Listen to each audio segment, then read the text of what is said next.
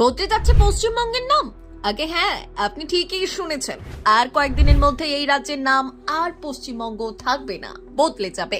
মুখ্যমন্ত্রী মমতা বন্দ্যোপাধ্যায় সম্প্রতি রাজ্যের নতুন নামকরণ প্রসঙ্গে প্রধানমন্ত্রী নরেন্দ্র মোদীকে চিঠি লিখেছেন। চিঠিতে তিনি উল্লেখ করেছেন, ওয়েস্ট বেঙ্গল নামের কারণে রাজ্যের প্রতিনিধিত্ব বৈঠকে বর্ণানুক্রমে সবার শেষে আসে, যা রাজ্যের স্বার্থে ক্ষতিকর। নাম পরিবর্তন করে বাংলা করলে অদ্যাক্ষর হবে বি, ফলে তালিকায় প্রথম দিকে স্থান পাবে রাজ্য। এতে রাজ্যবাসী লাভবান হবে। এর আগে ভারতের অনেক শহর ও রাজ্যের নাম পরিবর্তন হয়েছে।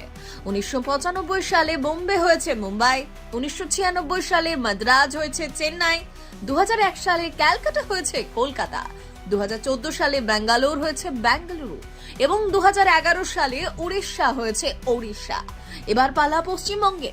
আপনার কি মনে হয় বাংলা নামটি আমাদের রাজ্যের জন্য যথার্থ? নিচে কমেন্ট করে আপনার মতামত জানান এবং এই খবরটি শেয়ার করে সবাইকে জানান।